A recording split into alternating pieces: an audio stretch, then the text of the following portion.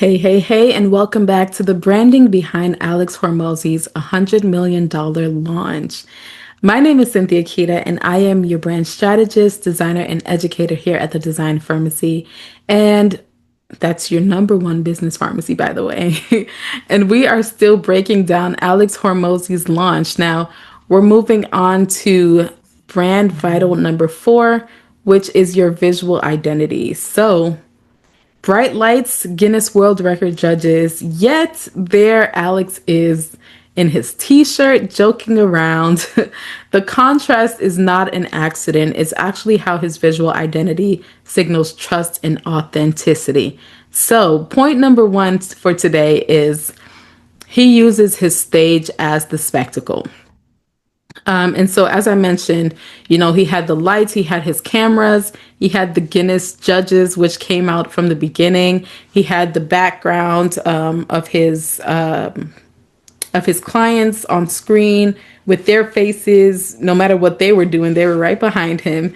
And so all of these things just gave a signal to how serious he was. And it also proved his credibility. And so from the onset, we knew he was serious. He had goals that he was going to meet, but he wanted to show his proof as well. And so with all of that, it just further added weight to the event. Like, this is a serious event, it's important, and it looked as though it was important too. I think sometimes we underestimate what our surroundings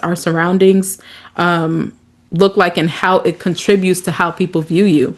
I mean, let's be honest, if you had a job interview, and in your background you had a bunch of kids' toys and your kids were running around behind you, that wouldn't really show that you were serious about the interview, the virtual interview, right?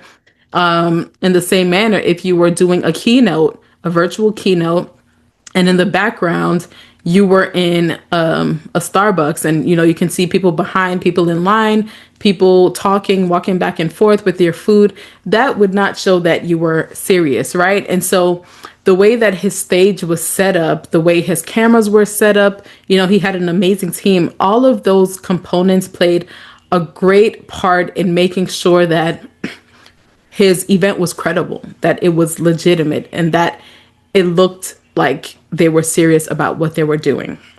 Now, when it comes to his personal contract, despite the setup of the stage, Alex showed up as himself, and I talked about that in the last video. And so you have a little bit of a tension between high production and then his very casual dressing, right? So it really showed that he wanted to provide value over vanity. And that's what his brand has been. It's like, I'm going to wear what I'm going to wear. It doesn't matter what you think, but what comes out of my mouth is always going to be the money maker. Literally, his mouth. I shouldn't say his mouth, but his value, his knowledge is what makes him the money maker. Now, as he was presenting, you saw his slides as his tools for proof.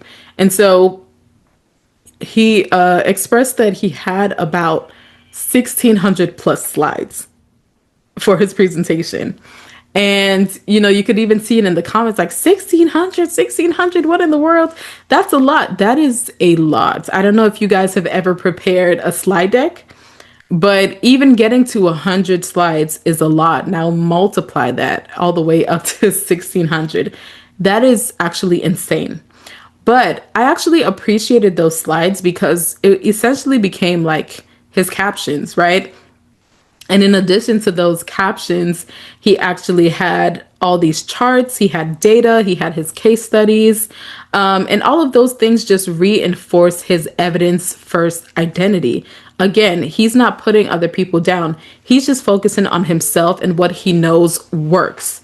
And so he had that proof. Proof was etched into every single thing that he did. And so his visuals, they weren't flashy, but they were functional.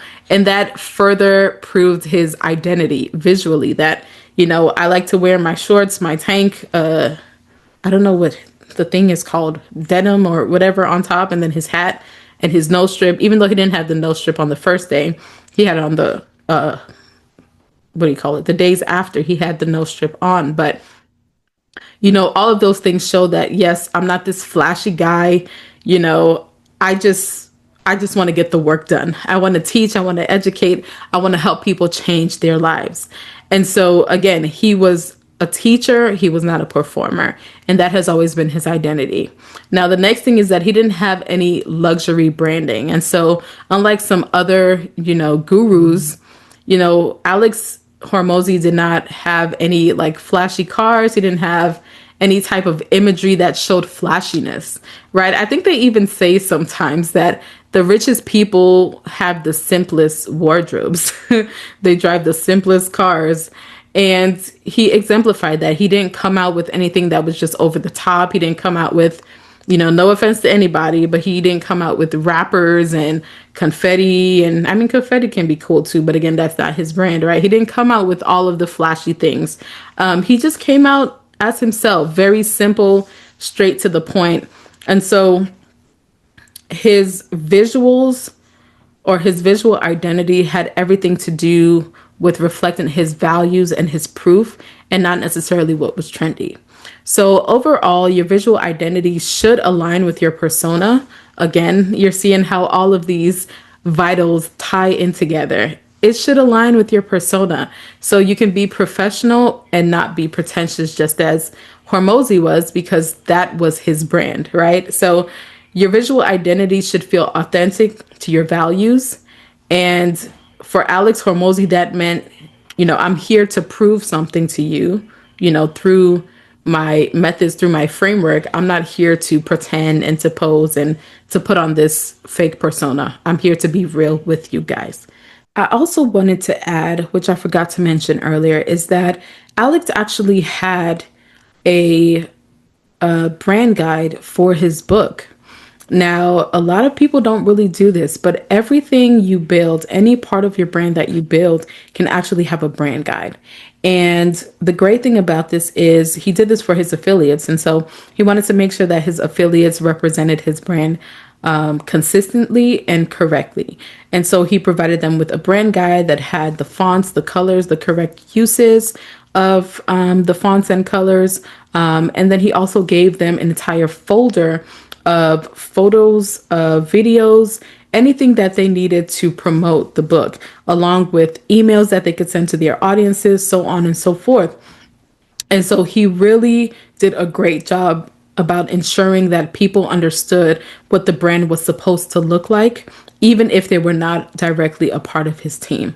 And so that's something that you can also take note of when you're building things within your brand. So with that said, let's be honest, your visuals are the first impression people get of your brand. So even with that, your identity shouldn't be built around chasing trends. It should be built around reflecting who your brand actually is.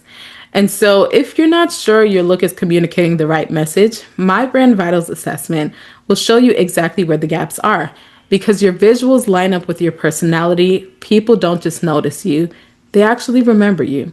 So go ahead and visit mybrandvitals.com to see how healthy your identity truly is. And I'll catch you in the next video. Bye.